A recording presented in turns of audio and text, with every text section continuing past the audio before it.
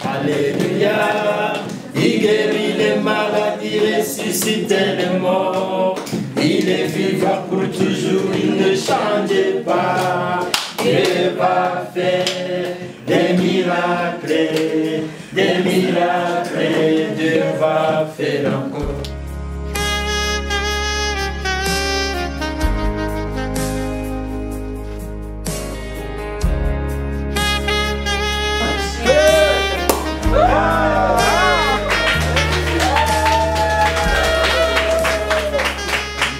natwe abashyari ukuntu yadufashe nyine akajya tugira inama mu buryo butandukanye tukiza nta kintu turamenya nyine aradufasha kumenya ikigo no kubana n'abandi nyine nuko akazi gakorwa kandi neza agiye adufasha mu buryo butandukanye uko yari abishoboye turabimushimira.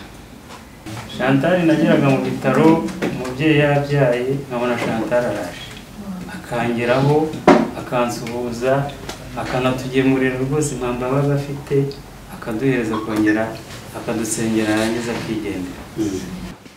Cyerekeranye n'uyu musi wo gusoza akazi ka Chantal muri Bible Society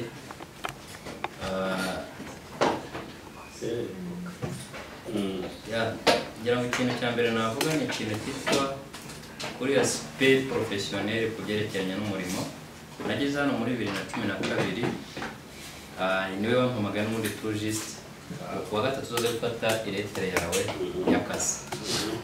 Ubwo munsi rero nibwo nageze ahangaha yakoreraga muri office yari yakorana na Robert, ariko Chantal muri professionnel ari umuntu akora twaga dufite ibintu byinshi, dufite amafaranga menshi yo mu maporoje, dufite n'ibindi bintu byinshi dukora, ariko Chantal agakora ugasanga yatuturikanye n'ahantu hatoya ibyabaga byananiranye n'abagomba kujya gusinyisha bari babizi ko Chantal agenda akabafata bose bakamusinyira byanga bikunda ibintu bikaza kihuta cyane. Service yari service twavuga ngo ni service impeccable cyane, kuko hari abantu batinyaga abayobozi bakuru kujya kubasinyisha. Kwa Chantal we rero ni iyo personality afite, urukuta hari yarunyuramo kandi acemo agenda. Ntekereza ko no ku bandi muri rusange ni ikintu cyo kumwigiraho cyiza cyo kuba umuntu ufite commitment ku kazi. N'akazi nta bindi bintu byinshi yaruze kujyamo, yaba afite n'izindi responsibility nyinshi, ariko ku kazi nyine akagakora ku buryo butarabaho. Hanyuma muri uko kugakoreza ngo yaricaye ku evaluation icyo gihe cyose maze ndibaza ngo mbese Chantal mu gihe cyose maze ahangaha ko nta muntu nabona bashwana hano. Ndavuga rero ngo afite personality itoroshye. Nk'umuntu wize sociology kuba conflictinga n'umuntu ibyo ni ibintu biri normal, keretse umuntu witwa ko ari umushyitsi. Ariko icyo gihe cyose nasubije amaso inyuma nsanga nta rimwe nagizemo na Chantal ari muri conflict n'umuntu uwo ari we wese. Ntabwo ari ikintu cyoroshye rero mu bantu batandukanye. Si ukuvuga ko hari ryaramuremereraga, ariko nyine afite ukuntu ari tough mu bintu byose. Ntekereza ko haleluya ubyumve mama wawe very strong ku rwego udashobora kwiyumvisha, uzaharanire kuba nkawe. Nicyo navuga mu buryo buri professionnel. Ikindi mu bisheche person avuga ati ba musenyeri bose muri Kiliziya Gatolika mu majyepfo hano biti Gisagara hari padiri paroisse abe na musenyeri nta umuntu n'umugira ikintu amuvuga wabe na gitoya. Ibyo kuvuga ngo Bible Society ngo ikindi bikibuya nta kindi kintu na gitoya. Twagiye na David murana ko David we n'abapadiri babaga bari kumwe. Wo bita padiri Gakwaya dushamazi birarangira. Hanyuma tutari ko rwose Chantal baragutashya. Atoba Chantal aranashya tuti Chantal mu mukurikira ngo kuri status ya WhatsApp. Hanyuma aratwakira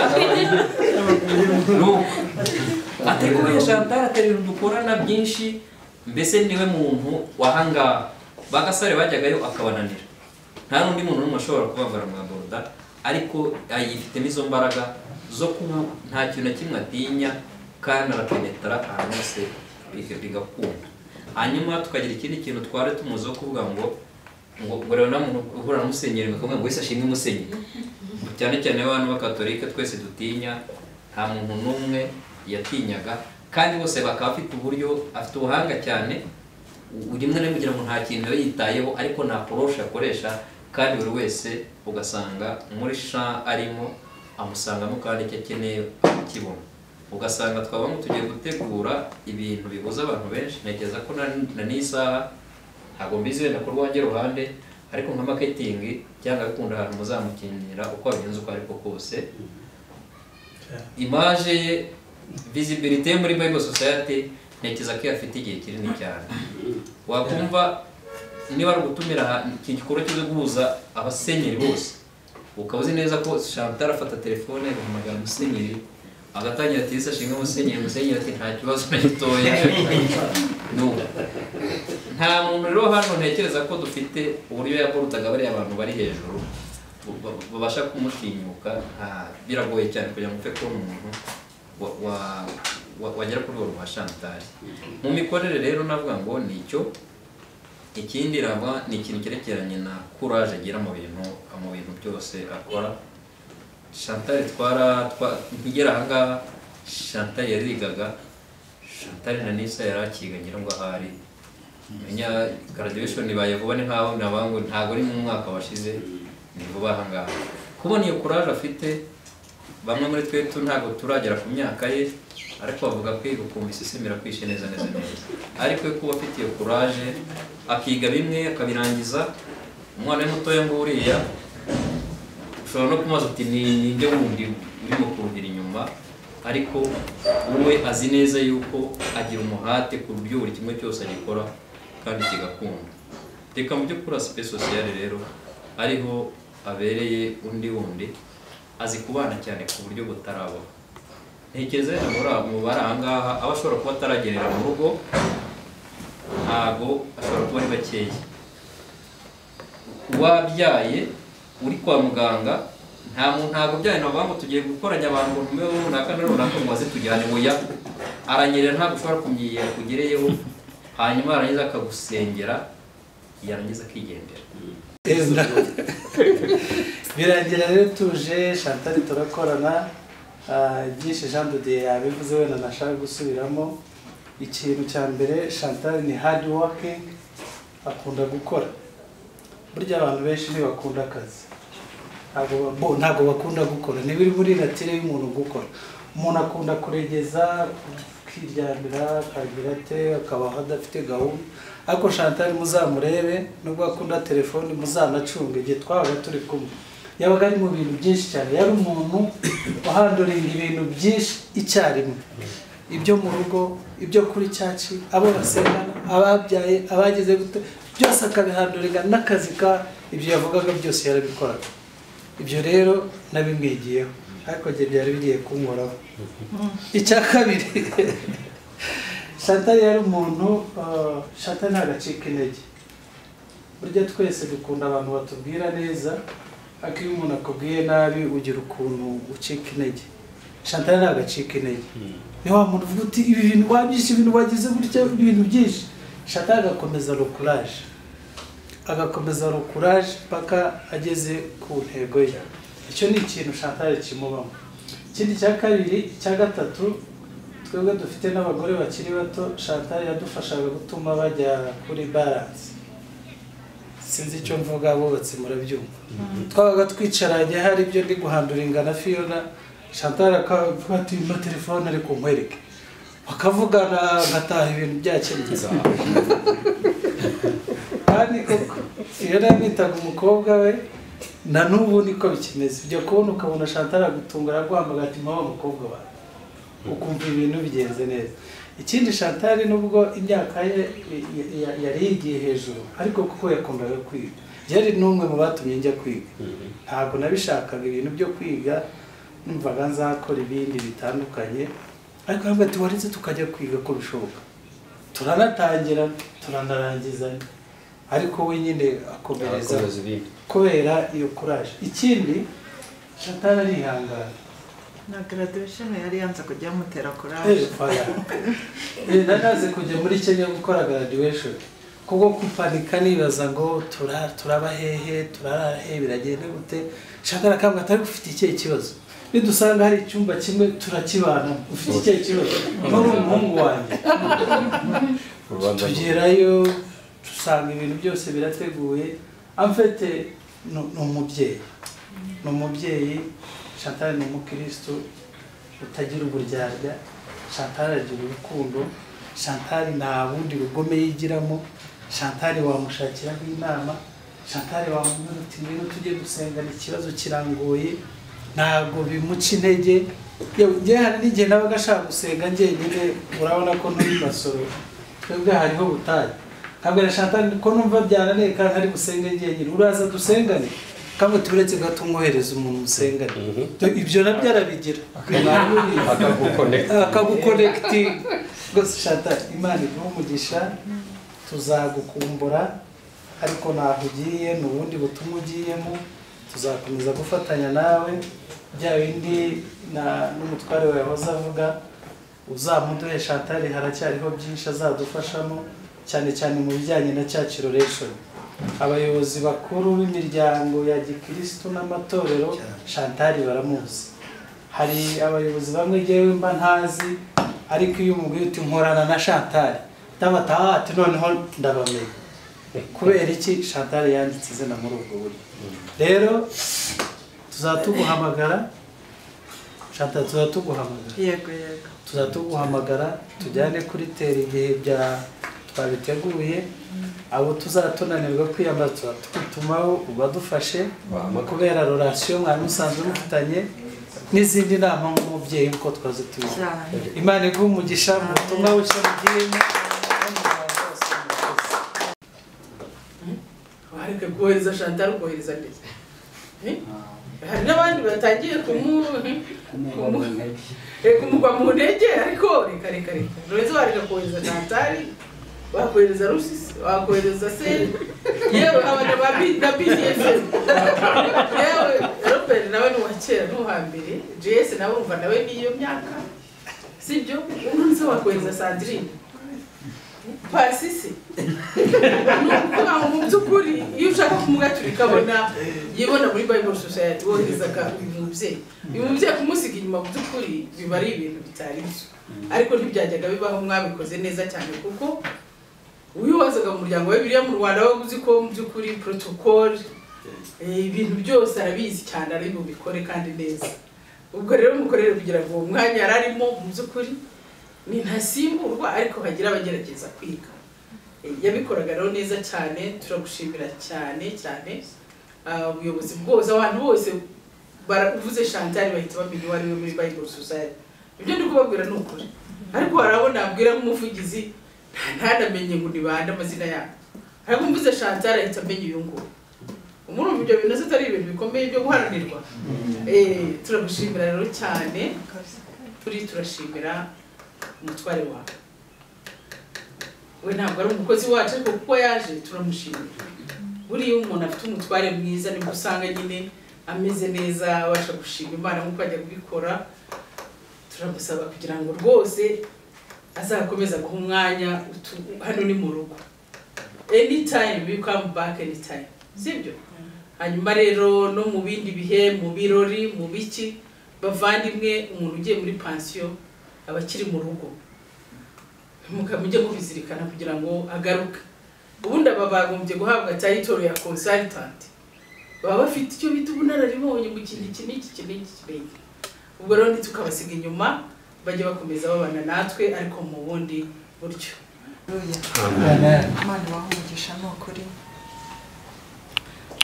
Bible Society ni imwe muri timu nakozemo numva nishimire nagiye nkora ahantu henshi heza ntabwo nakoze ahantu habi hano hose nakoze hari heza ariko ahangaha niho mbashije gukora imyaka myinshi hari aho nakoze imyaka 12 hari aho nakoze imyaka 8 hari aho nakoze imyaka 7 hari aho niho nkoze imyaka myinshi kandi numvaga nshaka niriya numvaga nshaka kuyimaramo niriya itanu yarisiga numvaga nshaka kuyimaramo ariko kubera impamvu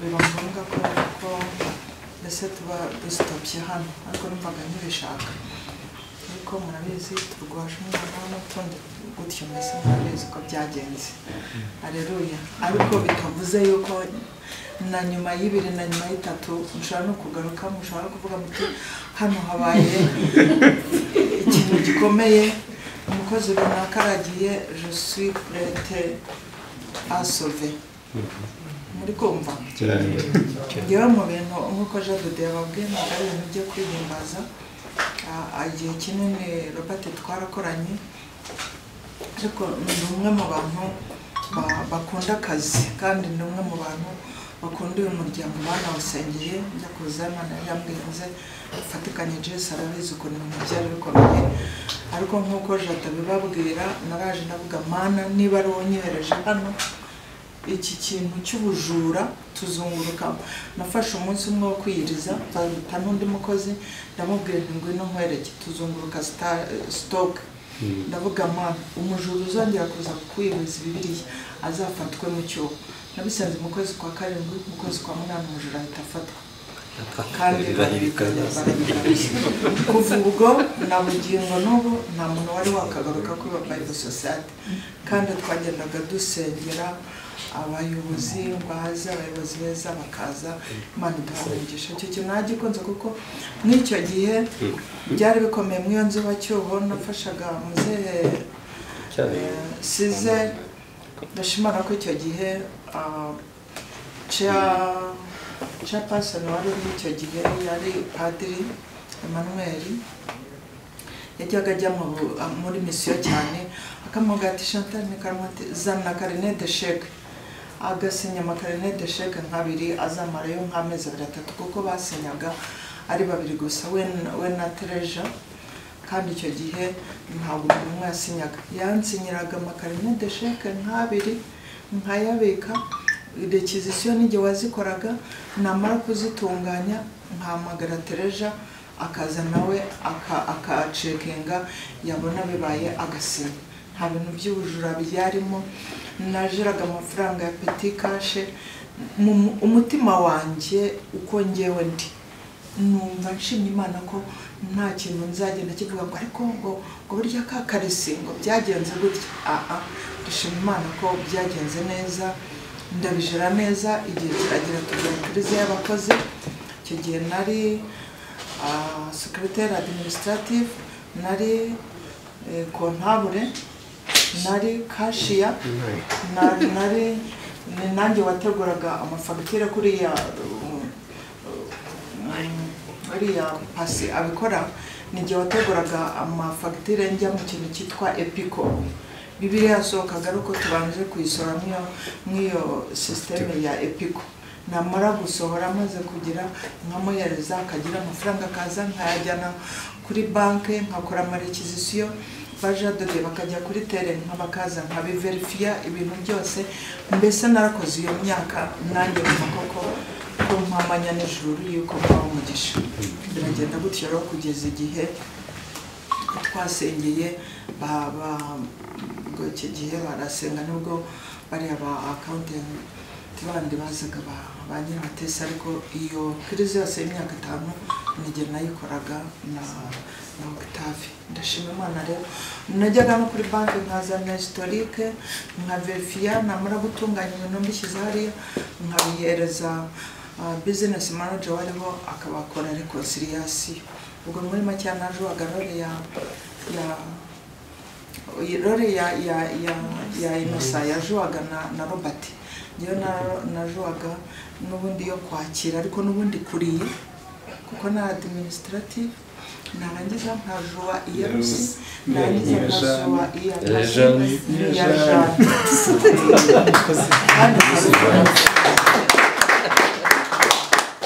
byose nkabikora neza nayo nibyo by'amaproje byose nkabikora bikagenda tumera neza. GS uko ari n'igihe babonye nkoze neza baranyoshya ati noneho aprayinga ku mwanya wa GS.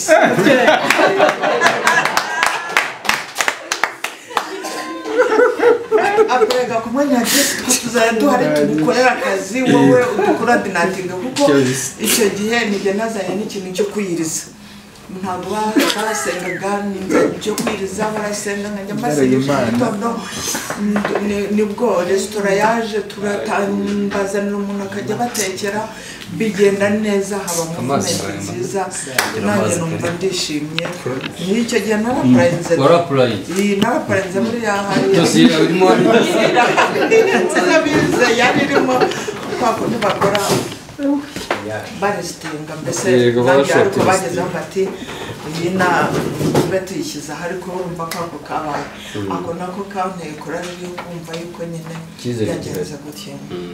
Ubwo rero ndashimana byagenze neza kandi ubwo nkabifatanya no kwiga nuko ibintu bigenda neza nkabifatanya n'urugo n'umutwaro wanjye nawe ndamubashimiye n'abari abana yabimfashagamo cyane ibintu byinshi n'ibyo by'amasomo. Ubwo rero tugarutse hano ku kazi ni ukuri ndashimana yuko muri abantu beza. Bible Society yaramfashije nanjye nubwo nifasha ariko yaramfashije abana banjye bose barize dukoresheje iriya system ya education fund yaramfashije. Umuhungu wanjye Patrick ni engineer ukomeye hano mu gihugu ngubu rwose arakomeye ari kubakisha ibintu bikomeye. Imana icyubahiro kubera Bible Society. Umukobwa wanjye wundi bari kwiga ubuganga ari muri Amerika nawe kubera Bible Society arangije Imana icyubahiro kandi bose bigaga hanze. Umukobwa wanjye wundi wa gatatu ararangije nawe nahabura icyo basuhuze uriya ni umuntu ukomeye cyane. Mubonye ahantu hari akazi arangije mu cyo bita international business. Ni umukobwa ukomeye cyane mu gice cya marketing n'undi arangije muri China kandi mu mujyi mwiza wa Guangzhou uriya mujyi witwaga buke Hong Kong. Ni mujyi mwiza mbese. Ubwo murumva ko Imana yatugiriye neza. Umuhungu wanjye mwiza Pasinguriya nawe nabagira gutya kabiri nawe murabizi ko mwamukoreye ubukwe neza ubu agiye kuduha umwuzukuru wa kabiri. Ndashima Imana rero numva nguwe neza. Hanyuma kuva icyo gihe nakoze hariya muri ubwo nari secrétaire attaché à la direction attaché au finance ibintu nk'ibyo. Hanyuma rero nyuma nza kuba assistant marketing muri communication hano muri department ya marketing and communication hano muri hamaze imyaka naho igera nko mu 8. Hanyuma ubwo mvuyemo rero njya kuba distributor hariya Nyabugogo hose. Ndashimana ko Imana yagiye ibana nanjye nubwo nyine shitani agenda atega imitego ariko icyo nzi cyo nuko abana b'Imana bayisimbuka kandi tukayisimbuka neza bagacikira icyoba ariko Imana agacika akakanzu. Imana bamugisha rero ko Jesse barashimiye mwabanye nanjye. Jesse ni umwe mu bakozi b'Imana nkunda nkuko yababwiye nyine abantu bose nabo barangiraga nkababwira gutya do you know Bible Society nkababwira nkayibakundisha n'ababaga baje mu bizamini n'abanzaga nkabagaburira nkabashije nkabamanazi mbese bakavuga bati aka kazi se dushaka kukabona bamara kukabona nabo bagashima Imana. N'abo bagize bode bose twabaga tuziranye nk'abahamagara kabamenyesha nta kintu na kimwe numvaga ntakorera umuryango nyishoboye nk'uko babwira abasenyeri rwose nabisantagamo. Ndibuka rimwe Kardinali yasinye urwandiko rw'amaparuwasi yose agize Arikidiyoseze ya Kigali, aravuga ati Chantal, ngaya amaparuwase yose yo muri Kigali uhamagara abapadiri mujyayo. Icyo gihe ndumva twarakavarinze nk'amaparuwase nka 70 hano muri Kigali yose. Turagenda tujyayo twamamaza, tukagenda tukabyina tukarimba bakunda Bible Society gutyo. Buriya nimwumva ngo Catholique ikunze Bible Society, grâce à qui? Grâce à moi.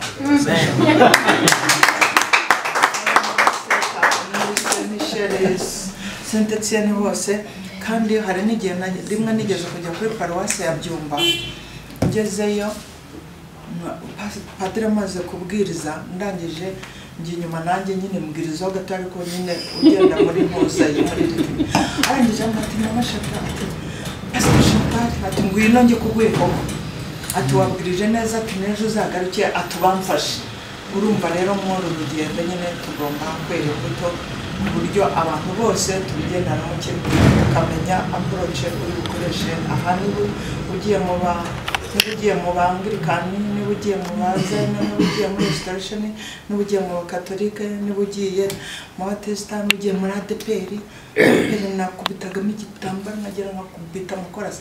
Jesu arabizi, twarajyanye arazaga save twarajyanye rwose bakanezerwa bakishima, kandi ubwami bw'Imana bukaba. Numva ari ikintu rero nkunze n'ubundi ntabwo ngiye kure, ubwo nyine Robert mumpamagare. Suizi ntabwo ngiye umutima wanjye uri hano n'ubundi cyahari rwose, turi kumwe kugira ngo dushyigikire ubwami bw'Imana. Imana ibaha umugisha rero, nanezerewe cyane kubw'ibi byose, kuri surprise mwagiye munkorera, ku magambo meza mwanduzeho. My Tatarusi, God bless you, I love you so much. Namwe mwese banumugisha ko bwanjye Adeline namwigishije mwereka uko bakora, ndashima Imana yuko nawe akomeye ari gukomeza kandi rwose nabyumvaga neza. Imana bamugisha Mbabazi, Claire, Musanze, Yesu abagire neza. Ubwo ni mwebwe muje muri bashyashya ariko mumenye cyane imbuto, kuko ijambo ry'Imana nk'uko batubwiye ngo muri inzandiko zisomwa na buri wese. Iyo agusomye muri Bible Society akabona icyo asomye ntikijyanye n'uko ijambo ry'Imana rivuze nk'uko batubwiye, ntabwo biba ari byiza. Ubwo rero bariya bakiriya baza babagana muberere imbuto kugira ngo umuryango w'Imana ukomeze ukundwe n'ubwami bw'Imana bukomeze bwamamare. Imana imugisha rero, nicyo numvaga nababwira, kandi nshima Imana yabanye nanjye igihe cyose narindi hano. Yesu aduhana umugisha. Bashimira n'abakozi bose b'umuryango wa Bibiliya, madamu myaka amaze hano 16, ni imyaka myinshi twagiye twerekeza hose cyangwa kumushimira. Ariko nanjye mu by'ukuri nagomba kugira ko ari umuryango wa Bibiliya ni nko mu rugo, kandi tubabwira umugisha. Sinigwa bisubiramo, yabwiye abana bagiye biga kubera byose biturutse aha mu muryango wa Bibiliya, bariga barangiza, abandi barashaka bafite abana, ibyo byose byaturukaga. Niyo mpamvu abana baravuga ngo ahishe igisabo batera ibuye. Byanze bikunze tuzi akamaro k'uyu muryango. Ndetse amagambo cyane ari nayo mpamvu ukumushima, mwavuze rwose ko ushobora kumukenera, ariko nanjye ndavuga nti mwamukenera isaha iyo ari yo yose. Nanjye nditeguye, ndaho agomba kuza, nubwo afite ibindi akora akabereka, ariko akaza tubifatanya n'umuryango. Icyo kintu rwose ni ikintu mvuga kandi nemye kandi mpagazeho. Nanjye kandi aho bishoboka hose nanjye zanye mbana namwe, zanye mbajyana namwe, ntakizamuza kubana namwe bose. Kwa hantu abantu umugisha, hari abakozi uko bagiye, akorana nabo bose twagiye twabona umugisha mbere nubwo ntari hano fizika yombi ngaragara ariko nabaga ndi hano kuko narakurikiraga umunsi ku wundi ubw'ibyo rero hari n'ibyabaga uboneboneye cyane cyane mu gihe cyo kwibuka burasirazuba badurikizaga imodoka zikaboneka n'ubundi bufasha bukaboneka byose byo kubashimira kandi n'ubu bizakomeza rero icyo navuga ntawe ushyira isambu ntiwateye ibuye nkaba ku bwanjye rwose n'umuryango wanjye n'abatashoboye n'umuhungu wacu nuko yagize akazi kenshi gukora mu ngana yawe biba byoroshye kuba ari umusore yavuga ko aza kuza mu masaha kuri bikundira ariko ibyo ari byo byose turabona ubutumwa kandi turabona ubutumwa bwiza n'ibyavuye hano ndabifurije rwose amahoro kandi iki kigo nkabifuriza kwibuka kikagira imbaraga zirenze kandi ndabona mu gusenga no mu bindi tubona n'ibimenyetso bifatika ikigo kizatera imbere cyane kandi natwe tuzagomba gufatanya nawe mu rugamba rwo gusenga kugira ngo byose bizagende neza